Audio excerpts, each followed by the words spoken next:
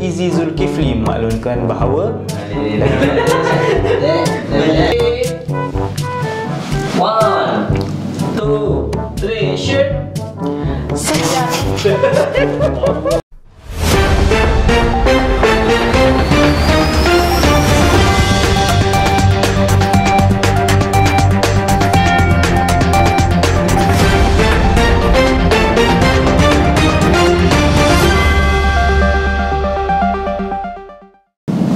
Assalamualaikum, Kapsul APM edisi 8 Februari 2023 bersama saya Perebet Pertahanan Awam Ahmad Aslam Mubarak dan rakan penyampai, Dan saya Lieutenant Muda Pertahanan Awam Nur Hidayah Abdullah. Antara yang menarik dalam Kapsul APM minggu ini: Majlis Perasmian Kampung Siaga 221 Komuniti Berdaya Tahan Bencana Skuad Komuniti Pertahanan Awam di Rumah Panjang Umar MU Jackson 1 Tubau, serta APM Betong tumpaskan buaya. Pada 3 Februari yang lalu, Bilik Gerakan MERS APM Daerah Betong menerima satu panggilan daripada orang awam menyatakan kes iaitu seekor buaya di lokasi Kampung Hilir, Betong, dan pemanggil berkenaan memohon APM Betong menangkap buaya tersebut. Setiba di lokasi, didapati seekor buaya katak telah tersangkut dengan mata kail. Buaya tersebut berukuran sepanjang 10 kaki telah berjaya ditangkap dan akan diserahkan kepada Jabatan Perhilitan.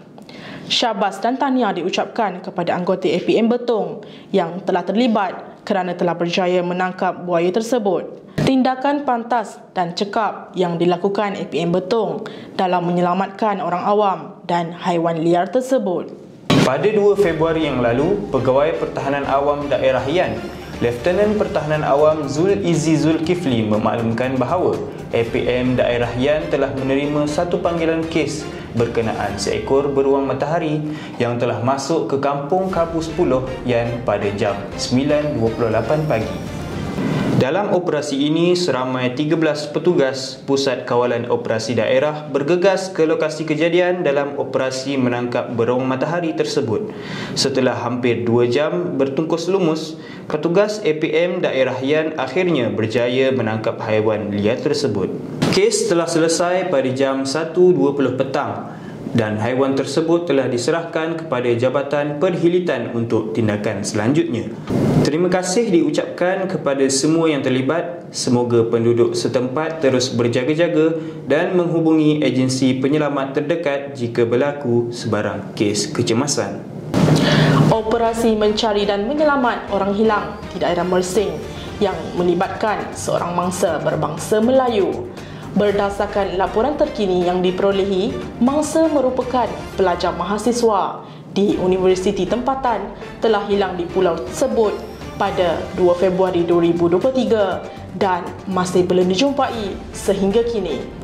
Sebanyak 20 kali penerbangan menggunakan drone yang memiliki kamera pengesan termal telah dilakukan di sekitar kawasan Pulau Mawar dengan 16 kali penerbangan pada waktu siang dan 4 kali penerbangan pada waktu malam. Bersama-sama kita doakan agar segala usaha operasi mencari dan menyelamat di Pulau Mawar ini sentiasa dipermudahkan. Pada 7 Februari yang lalu, warga Angkatan Pertahanan Awam Malaysia APM telah menghadiri majlis perjumpaan yang amat berhormat Datuk Seri Anwar Ibrahim, Perdana Menteri Malaysia bersama warga Jabatan Perdana Menteri bagi bulan Februari 2023. Dalam majlis tersebut, antara intipati ucapan yang amat berhormat Perdana Menteri adalah jemaah menteri dan penjawat awam diseru agar perlu bekerja sebagai satu pasukan dengan elemen amanah dan kepercayaan. Yang amat berhormat Perdana Menteri juga turut mahu penjawat awam laksanakan perubahan bagi menaikkan nama negara Malaysia ke arah yang lebih baik. Malaysia Madani merupakan satu dasar kepimpinan negara yang telah dilancarkan pada bulan Januari yang lalu. Secara amnya, Malaysia Madani berfokuskan kepada keharmonian masyarakat majmuk, pembangunan mampan dan takbir urus baik. Malaysia Madani merupakan satu dasar kepimpinan negara yang telah dilancarkan pada bulan Januari yang lalu. Secara amnya, Malaysia Madani berfokuskan kepada keharmonian masyarakat majmuk, pembangunan mampan dan takbir urus baik. Pada 4 Februari yang lalu, Yang Berhormat Datuk Wilson Ugak Kumbung telah menyempurnakan Majlis Perasmian Kampung Siaga 221 Komuniti Berdaya Tahan Bencana Skuad Komuniti Pertahanan Awam di Rumah Panjang Umar MU Jackson 1, Tubau. Turut bersama-sama dalam majlis ini ialah Yang Berhormat Kennedy Cukpai Ugon, Adun N66 Murum, Yang Amat Setia Ketua Pesuruhjaya Pertahanan Awam Aminur Rahim bin Muhammad, Yang Setia Penolong Pesuruhjaya Pertahanan Awam Abdul Wahab bin Haji Rahim, Pengarah Angkatan Pertahanan Awam Negeri Sarawak, serta perwakilan-perwakilan dari setiap daerah sekitar Tubau, Jelalong, Sungai Asap, Murum dan Belaga. Objektif program ini adalah memberi kesedaran kepada komuniti kita agar sentiasa siap siaga dalam menghadapi sebarang kemungkinan bencana selaras dengan fungsi APM sebagai pasukan penyelamat, Sekretariat Pengurusan Bencana serta memberi latihan dan ilmu pengetahuan am kepada masyarakat dalam menghadapi kecemasan dan bencana. Syabas dan tahniah kepada semua pihak yang terlibat dalam menjayakan program ini. Pada 7 Februari yang lalu, Unit Integriti Ibu Pejabat Pertahanan Awam telah menganjurkan ceramah kesedaran risiko rasuah dan Majlis Ikrar Bebas Rasuah IBR tahun 2023 peringkat APM bertempat di Auditorium Tun Teja Ibu Pejabat Pertahanan Awam. Ceramah bertajuk Rasuah dalam Kalangan Penjawat Awam telah disampaikan oleh Yang Berusaha Penolong Pesuruhjaya Muhammad Izam bin Abdul Nasir daripada Bahagian Pendidikan Masyarakat Suruhanjaya Pencegahan Rasuah Malaysia SPRM.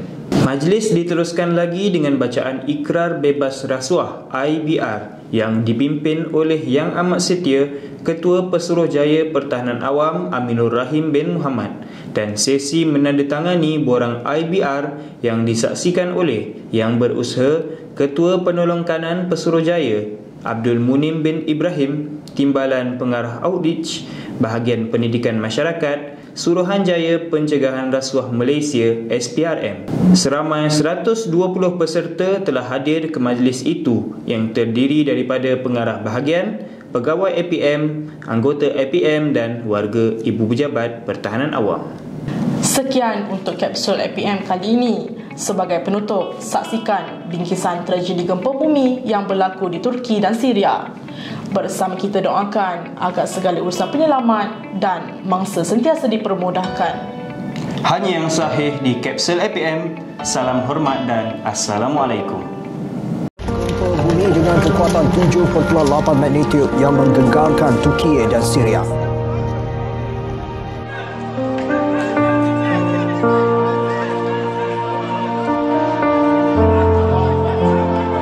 Merekodkan kematian ialah Matlatia, Sanliufa, Diyarbakir dan Osmania.